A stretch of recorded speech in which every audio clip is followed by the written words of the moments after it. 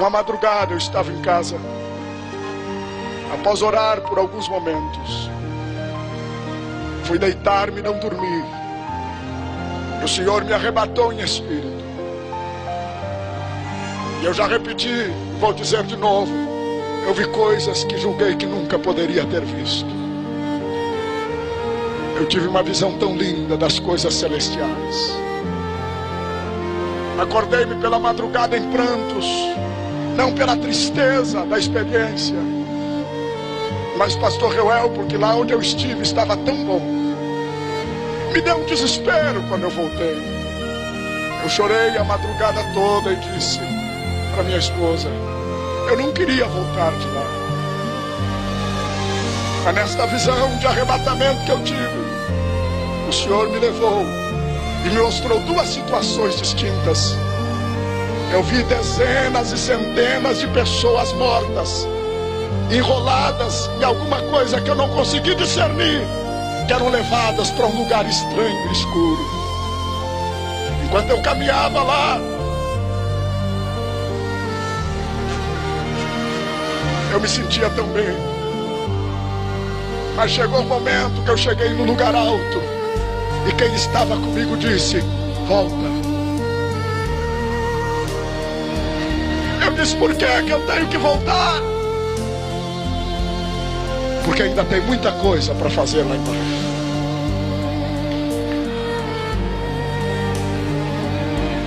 Eu estou concluindo a mensagem. O Espírito de Deus me ordena te dizer, ainda tem muita coisa para ser feita. Não era de desânimo não, meu companheiro, amigo e colega. Ainda tem muita coisa para você fazer. Quando retornei e acordei, chorei por toda a madrugada. Eu disse, Senhor, eu já me sinto cansado, quebrado. Fui para a oração da manhã. E o Espírito de Deus disse, jejua um pouco mais. Ora um pouco mais. Chora um pouco mais. Prega um pouco mais. Clama um pouco mais. Que Jesus me leve 24 horas antes de correr perigo de não ir para o céu. Eu quero ir para o céu. Eu vou para o céu. Eu vou para o céu. Meu lugar é o céu, não é aqui. Eu sou lá de cima, eu não sou daqui. Eu tenho pedido, pastor Jesus, me dá lágrimas, porque eu quero ir para o céu. Céu é lugar de quem tem coração quebrantado. Eu tenho dito, Jesus, santifica minha vida. Eu sou pó e cheio de falhas. Por uma razão, não para aparecer, porque santidade para mostrar para os outros é hipocrisia. Eu quero ser santo porque eu quero ir para o céu.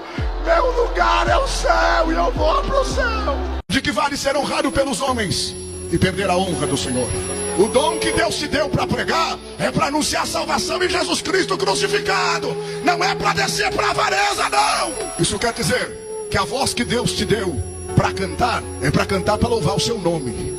Não é para outra coisa não. Saiu deste parâmetro, pode fazer sucesso, pastor Afonso. Pode ter nome, pode ter influência, mas não é honrado por Deus.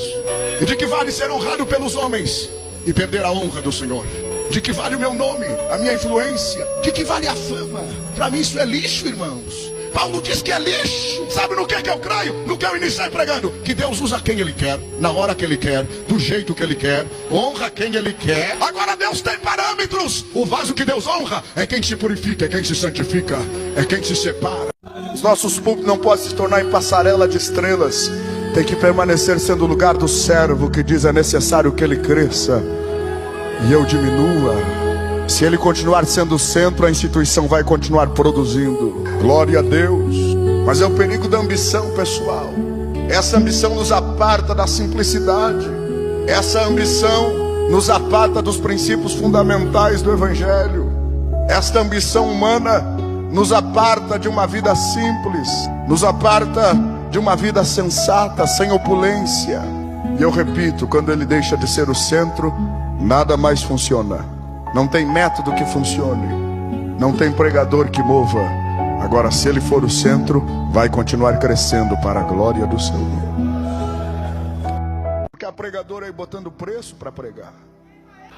Eu não encontro base bíblica para isso. Tem nada contra os pregadores, também sou. Todos nós somos irmãos, nada contra, amém. Mas alguém tem que bradar contra essa desordem, meus irmãos. Você não tem base bíblica. Que o obreiro tem que ser bem tratado, é verdade, glória a Deus. A igreja tem que reconhecer. Quem não gosta de ser bem tratado? Mas eu saí para assumir um compromisso para pregar e ter que assinar um contrato, e o dinheiro já tem que estar na minha conta antes de eu subir no púlpito. Eu não encontro base bíblica para isto. Algo eu não conheço a Bíblia, alguma coisa está errada comigo ou com essa turma. Nós temos que pregar por amor ao Evangelho. Nós temos que pregar por renúncia, por sacrifício. Nós já recebemos tudo o que tínhamos que receber. A salvação já é um tesouro suficientemente grande. Nós temos que ser gratos a Deus todos os dias por isso. Paulo terminou na prisão com a capa, com os livros e sem muitos amigos, mas ele diz: combati o bom combate. E eu saio daqui desta cadeia, mas não saio para a derrota, eu saio para receber uma coroa. Você galardoado, você coroado. A obra de Deus nunca dependeu da maioria que vai favorável ao que o vento está orientando. A obra de Deus sempre dependeu de uma minoria fiel. É só o que Deus precisa. Deus precisa somente de uma minoria fiel para estabelecer o seu mistério na terra. Deus não precisa da maioria infiel. Deus não precisa da maioria que segue o caminho da apostasia. Deus precisa de uma minoria fiel. Os remanescentes da história bíblica me demonstram que a glória de Deus sempre se manifestou na terra por causa deles, por causa desta minoria. Quando sempre a maioria sucumbiu à apostasia, à desobediência, ao mundanismo, à miséria, a glória de Deus esteve comprometida com aquela minoria teimosa, com aquela minoria determinada. A multidão vai para cá e ele vai indo para cá sozinho. Aos olhos da maioria, esta minoria teimosa, padrada, atrasada, que ainda crê sobrenatural, profecia, Pentecoste, visão de Deus. Aos olhos da maioria você está errado. Não se importe com o que a maioria está dizendo. Olhe para a promessa de Deus na tua vida. A obra de Deus nunca dependeu da maioria que vai favorável ao que o vento está orientando. A obra de Deus sempre dependeu de uma minoria fiel. É só o que Deus precisa. Deus precisa somente de uma minoria fiel para estabelecer o seu mistério na terra. Deus não precisa da maioria infiel. Deus não precisa da maioria que segue o caminho da apostasia. Deus precisa de uma minoria fiel. Os remanescentes da história bíblica me demonstram que a glória de Deus sempre se manifestou na terra por causa deles, por causa desta minoria. Quando sempre a maioria sucumbiu à apostasia, à desobediência, ao mundanismo, à miséria, a glória de Deus esteve comprometida com aquela minoria teimosa, com aquela minoria determinada. A multidão vai para cá e ele vai indo para cá sozinho.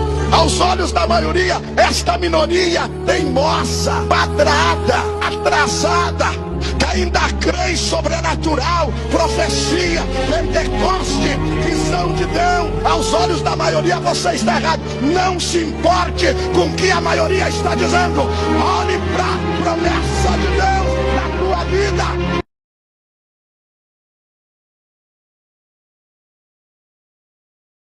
Veja a última pregação do pastor Luiz Antônio antes do acidente da TAM. Confira o vídeo.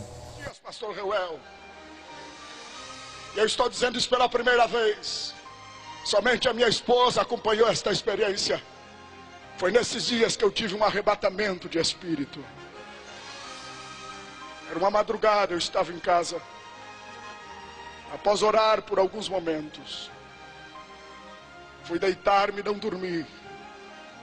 O Senhor me arrebatou em espírito. E eu já repeti, e vou dizer de novo. Eu vi coisas que julguei que nunca poderia ter visto.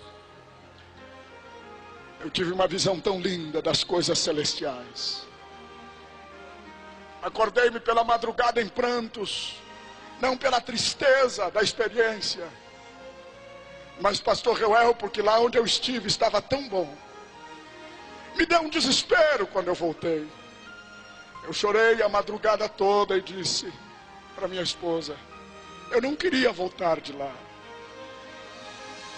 Mas nesta visão de arrebatamento que eu tive, o Senhor me levou e me mostrou duas situações distintas. Eu vi dezenas e centenas de pessoas mortas, enroladas em alguma coisa que eu não consegui discernir, que eram levadas para um lugar estranho e escuro. Enquanto eu caminhava lá, eu me sentia tão bem. Mas chegou um momento que eu cheguei no lugar alto, e quem estava comigo disse, volta. Eu disse, por que eu tenho que voltar? Porque ainda tem muita coisa para fazer lá embaixo.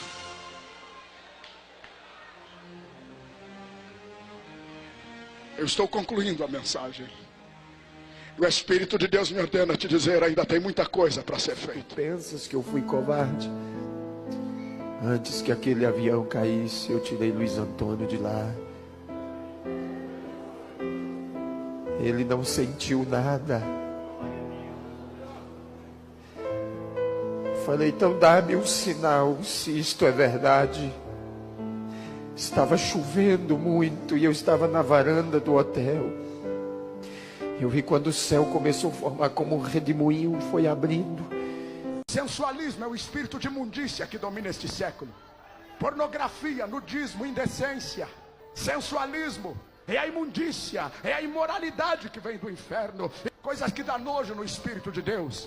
E dá nojo em quem quer vida santa. Quem quer? Porque quem não quer aceita tudo, engole tudo que é podridão, engole tudo que é imundícia, engole. Mas quem quer ser santo, repuna essas coisas. É natural, não precisa pedir, não, ele repuna, porque o Espírito de Deus está dentro dele dizendo, santo, santo, santo, santo, santo, santo, santo, santo, santo é o Senhor, santo é o Senhor, santo é o Senhor, e a terra está cheia da sua glória. O Espírito de Deus está dentro dele, santificai-vos em toda a vossa maneira de viver, santificai corpo, alma e espírito. O Espírito de Cristo está dentro dele, nos falando que nós temos que ser imitadores de Cristo. Quantos podem dar glória a Deus?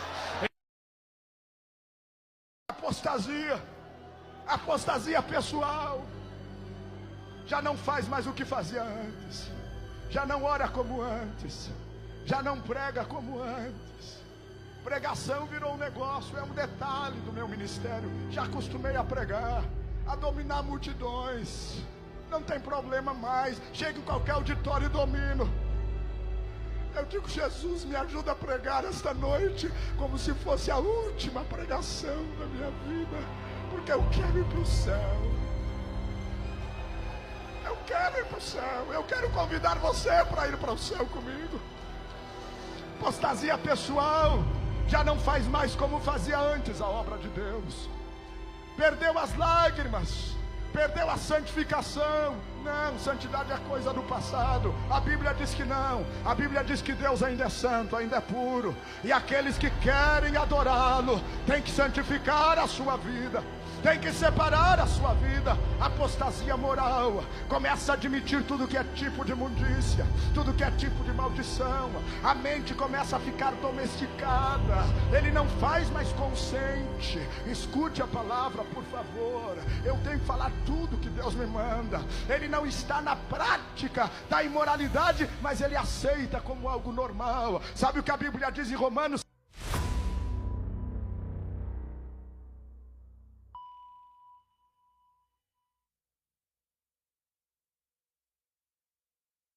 Está em pecado, a ira de Deus e a ira de Deus lhe persegue. O que quer dizer isso, pastor Luiz Antônio? Quem está em pecado, a ira de Deus está sobre a sua cabeça. Você deita e a ira de Deus está sobre a sua cabeça. Você olha aqui para mim, ó. Todo mundo olha aqui para mim, ó. A ira de Deus está sobre a sua cabeça. Se você está em pecado, você senta na mesa para comer e a ira está na tua cabeça.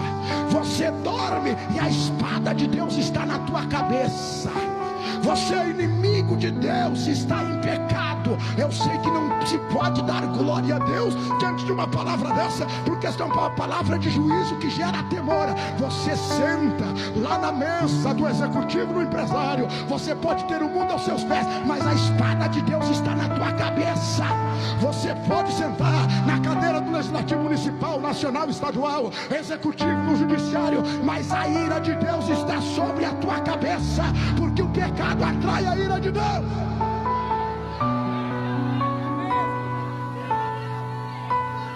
Quem está em pecado não tem paz com Deus, e Deus não tem paz com ele. A questão não é somente eu ter paz com Deus, é Deus ter paz comigo. É Deus que diz no profeta Jeremias: eu me farei inimigo do meu povo, e eu mesmo os perseguirei, diz o Senhor, por causa dos vossos pecados. Pecado é pecado. Eu não posso querer dar apelido para pecado. A Bíblia diz que pecado não é desvio psicológico, não é problema social. Pecado é pecado. Resolva o problema do pecado e se resolve o problema do mundo. E o pecado só tem uma solução: o sangue de Jesus Cristo, o seu Filho, nos purifica de todo o pecado. Eu estou preocupado com isso, porque a pregadora aí botando preço para pregar. Eu não encontro base bíblica para isso. Tem nada contra os pregadores, também sou. Todos nós somos irmãos, nada contra, amém. Mas alguém tem que bradar contra essa desordem, meus irmãos. Você não tem base bíblica.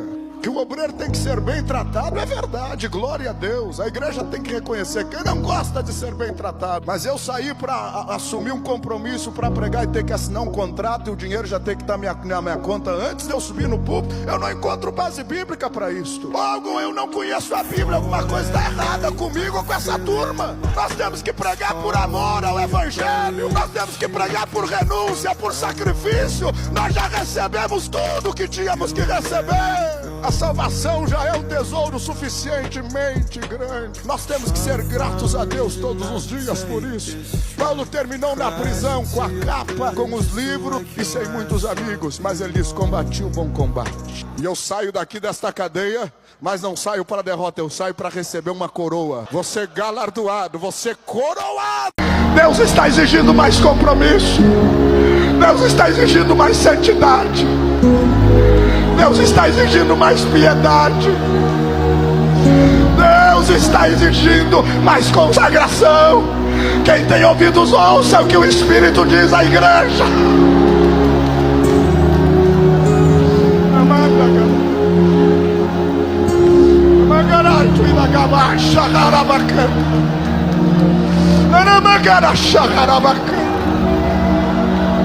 Repreenda o espírito do anticristo que tem tentado subir no altar.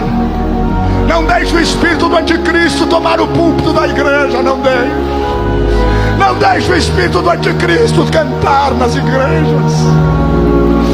Não deixe o espírito do anticristo no meio dos filhos de Deus. Não deixe. Pastor, tem autoridade espiritual, mesmo que custe a sua cabeça, o seu ministério, para mandar essa obra satânica embora do meio do teu rebanho, do teu ministério.